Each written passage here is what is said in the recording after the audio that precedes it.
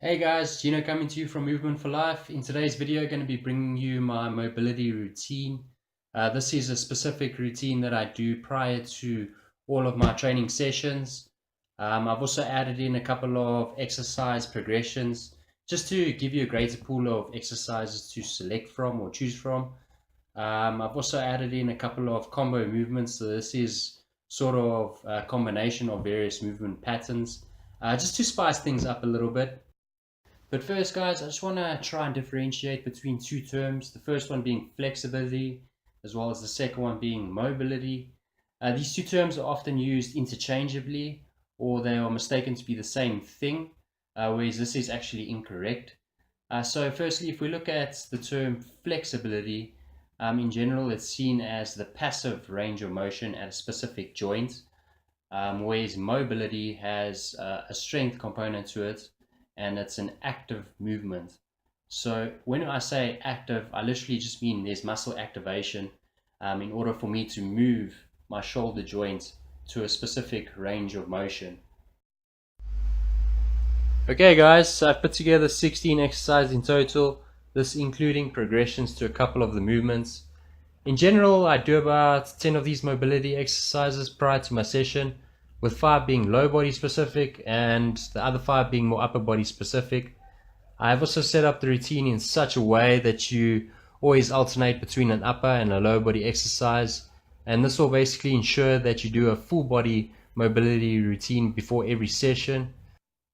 Okay guys, before we get started with the exercise, I just want to bring about the topic of core activation. Okay, so the core, if you think about it, is actually a muscle called the transverse abdominis. The main function of it is actually to maintain stability in the spine. So in activating the core, this is going to assist you in your movements. So when you're activating your core, it's just basically a feeling of bringing your stomach or your belly button towards your spine, and you should actually feel this sort of deep tension that comes towards your pelvis, and it should feel as if your two hip bones are actually drawing towards each other. Okay guys, so just make sure that you use that sort of technique in all of the exercises that we're going to go through now. So to our first exercise called the hip flexor stretch, you guys are going to position yourselves in a lunge position with the back knee on the ground.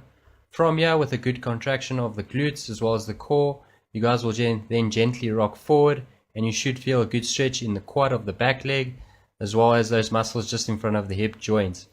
Also, contracting these muscles will ensure that there's no arching of the lower back.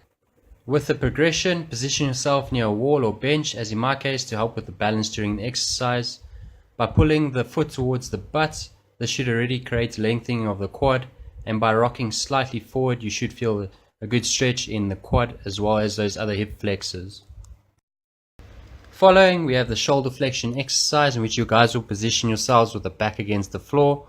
By bending the legs, this will ensure that the lower back remains on the floor, and this will prevent any arching of the back during the actual exercise. The goal of the exercise is to get the arms overhead and get the thumbs to the floor. With the back to wall shoulder flexion, you guys will position yourselves with the back against the wall and the feet positioned about 2 feet away.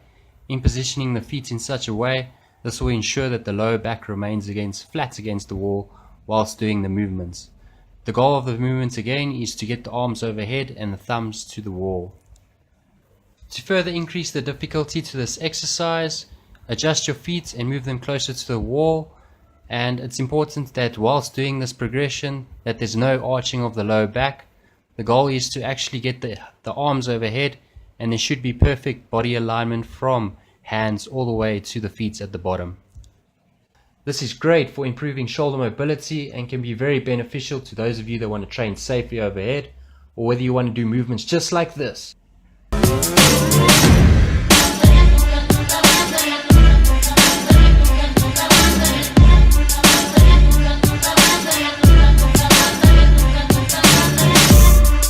Enough of that, and back to exercise 5, where we have the walking hamstring stretch. Just important cues here is just to point that front foot and place it flat on the floor. Second cue is just to get the butt backwards in order to enforce the stretch on the hamstring. Following, we have the single-legged deadlift, which is a lot more difficult as it requires a lot more balance, coordination, as well as the use of proprioception. The movement here should come from the hips and not at the knee, and it's important that the knee doesn't cave inwards or outwards, and it should remain stable in the same position during the movement. Lucky number 7, we have the windmill. This is one of my favorite drills in the routine, especially as it's really effective in developing mobility in the upper spine or thoracic region. With the drill, you're going to position yourself in a side-lying position with the top leg in a 90-90 position at the hip as well as the knee. If possible, place it on a foam roller or pillow, as this is going to ensure alignment of the lower spine with the rest of the spine. From here, you reach forward with the top arm and make a circle above and to the opposite side. With this drill, it's also important to follow the arm with your eyes and make sure that the movement's from the back and not the shoulder. To some ankle mobilization drills. With the first one, position yourself near a wall and place the back foot flat and firmly against the floor and ensure that the knee is locked, and by rocking forward you should get a good stretch in the calf muscle. With the progression as well as the first exercise, the point of it is to get some good movements in the ankle joint and to get some stretch in the calf muscle as well as activation of the calf. Shoulder external rotations. Position your upper arm at a 90-degree angle and slightly forward, and the elbow also at a 90-degree angle. From here, rotate the upper arm as if it's pivoting in the shoulder joint, and there should be no deviation of the arm. You should get a feel that this is working at the back of the shoulder and on the shoulder blade. So that's it for part 1, ladies and gents. I know these routines are not always the most exciting, and that's why I've divided it into a 2-part video so that I don't lose your attention. So stay tuned for part 2, which will be out tomorrow.